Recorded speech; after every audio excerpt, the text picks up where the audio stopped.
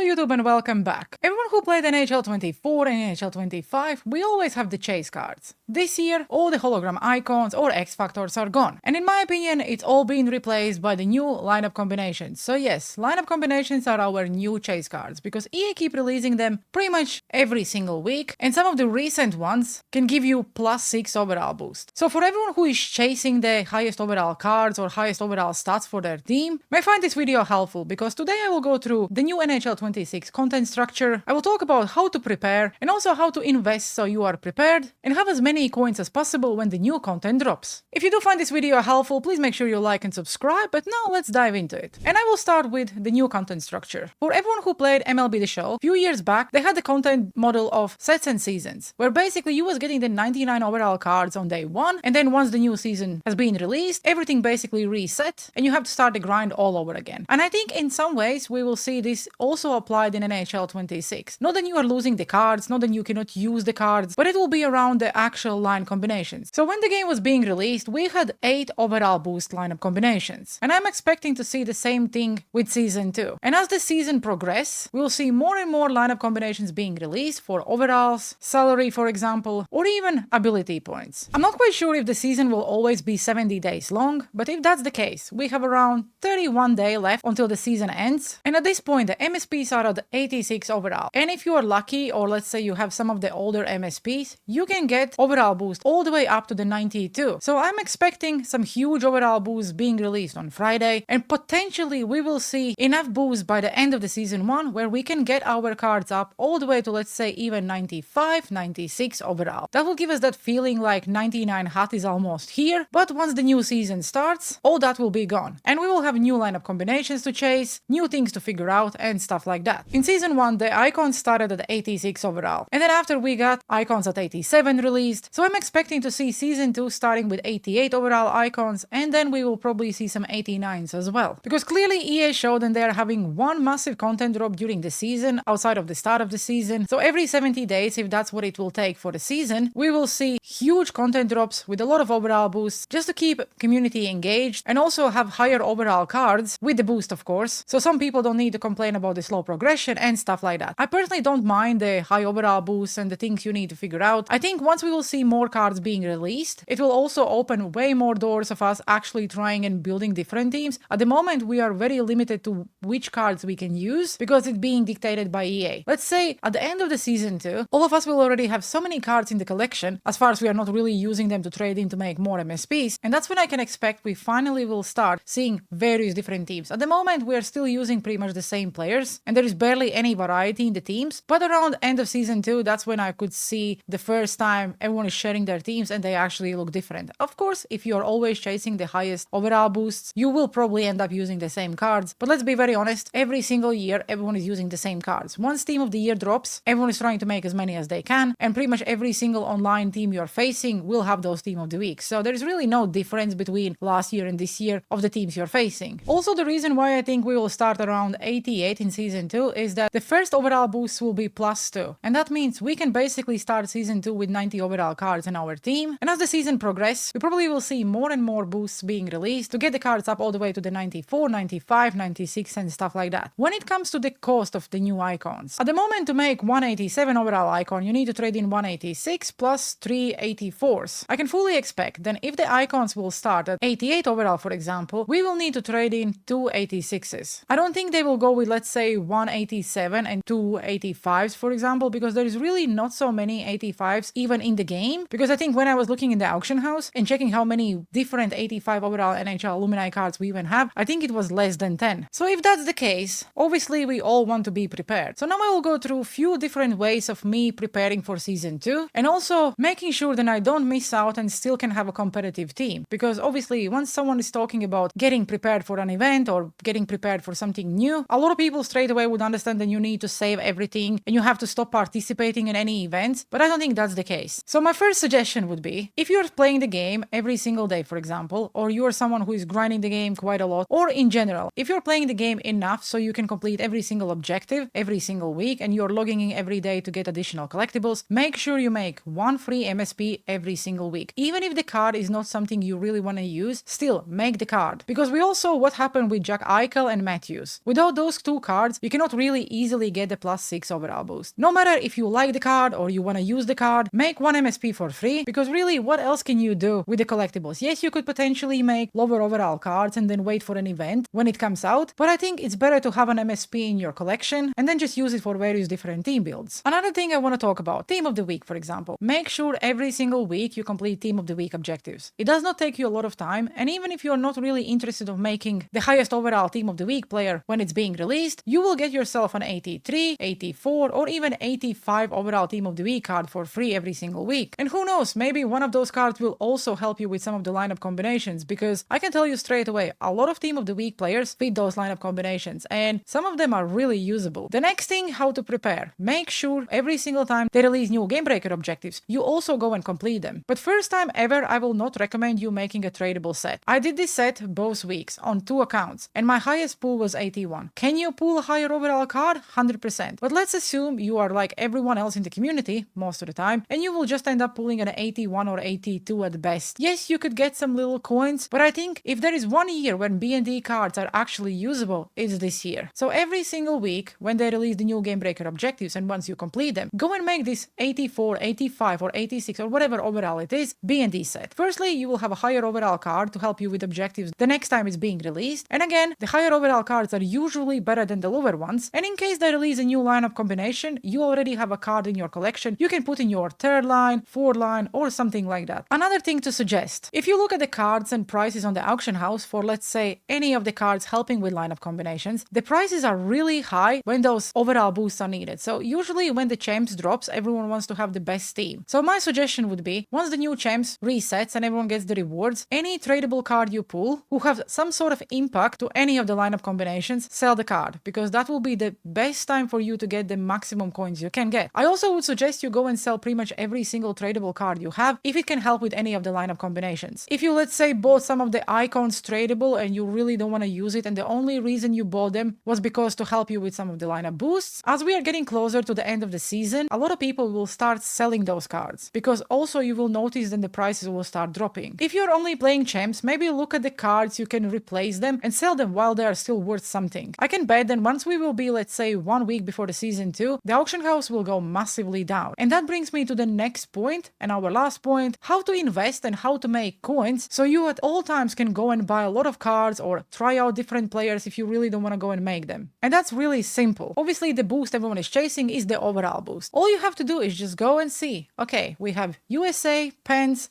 and the event. Vegas Golden Knight, Maple Leafs, Chicago Blackhawks. Look at all the teams, you have some sort of boosts. I can bet we probably will not see a lot of Anaheim Duck boosts in Season 2. So if you have any tradable cards you don't need, sell them while they are worth anything. You can clearly see that we have no boost for Columbus Blue Jackets, nothing for Russia, Minnesota Wild, for example, and stuff like that. And let's say you manage to make yourself 300k coins. That's more than enough to invest. So when you're looking for the cards to buy, I would go with, let's say, NHL. Let's go for a team. And like I said, we didn't really see any overall boost for Columbus Blue Jackets. I would not be really interested in any players below, let's say, 83 overall. So the cards like Kirill Marchenko, for example, and I know a lot of people made his MSP, at some point will receive an overall boost, and that card will have a lot of value. He's also Russian, and that means if they release the double overall boost, which would stack, let's say someone from Russia and someone from Columbus Blue Jackets, Kirill Marchenko would be a perfect fit. Same thing about Kirill Kaprizov. We didn't really have any overall boost for Minnesota Wild, and if they release something for Minnesota Wild and also Russia, this Kirill Kaprizov card, even the base one, will skyrocket in the price. I would not really suggest to go after his transaction card because it's already very expensive, but I can tell you, we also what happened with Jack Eichel base card. It went from 40k all the way to 300, and there are still people who are buying it. So if you're looking at players to invest, I would invest in players who don't have any lineup combinations, starting at 83, 84, 85 overall, for example. Another card pretty much everyone have on their team is Sergei Fyodorov, who also don't have any overall boosts. At some point, they have to release something for Detroit Red Wings, and just can you imagine they release something like Red Wings in Russia, for example? This icon will be the most expensive icon you can get on the auction house, and every single NHL alumni card will also go up in price. So those would be the factors I would look at. Calgary Flames, for example, don't have any overall boost for the forwards. If you can look at any cards from, let's say, USA and Calgary Flames, Sweden and Calgary Flames, and stuff like that. So look at any player who cannot really fit into into any lineup combinations, and those would be the players I would buy. The prices will go down the closer we get to the end of the season, so I would suggest try to save as much coins as you can, and then let's say once we get to around 15 to 10 days before the next season being released, this is when you go into the auction house and look for the cards. If the new icons as well will need 286, for example, try and see if you can snipe some of the 86s for cheap. I think the cheapest ones currently are going in the auction house around 82,000, but nonetheless, if that would be the cost for an 88 overall icon, I think it's not bad. We also don't have really any overall boost for Chris Chelios from USA and Chicago Blackhawks in defense, so he could be a good fit. Don't really have any Sharks boost, so any player from San Jose Sharks would also be a good option. That's why I have a feeling that in season 2 that Macklin Celebrini will be really usable. They may still release some of the Sharks overall boosts in season 1. Let's say they release the next gen event, and of course that would mean we would probably see quite a lot of San Jose Sharks and other teams who was previously, let's say, getting the first round picks. And the last suggestion, currently to make an MSP we need a 79 overall card. 80s and 81s are pretty much going for the same value. If you can get them for the same price, start buying 80s and 81s. Once they will release the next huge content with a lot of cool lineup combos with, let's say, +6 and +7 overall boosts if they stack, everyone will go mad and try to make those MSPs. If the MSPs are going up, and they will, because at some point we will see 87 overall MSPs, that means we would need 80s as a starting point. And also, that means you will be able to make some coins if you have no interest of making MSPs. Buy the cards you don't really need now, and then resell it. I think I made so much coins this weekend by just selling my 79s, because they went from around 2,200 all the way to nearly 5,000 coins. And the same thing will happen with 80 and 81 overall cards. So if you can get some cheap, that's the best way to invest, and then after resell it, so you always have enough coins to participate in pretty much any event released by EA. Okay guys, that will do for today's video. Let me know down in the comment sections below. What is your experience with the lineup combinations, and do you think they are the new chase cards? Also, are you in any ways preparing for season 2, or you're just playing the game and see what happens? But nonetheless, I really appreciate you watching today's video. Have a good one and see you on the ice.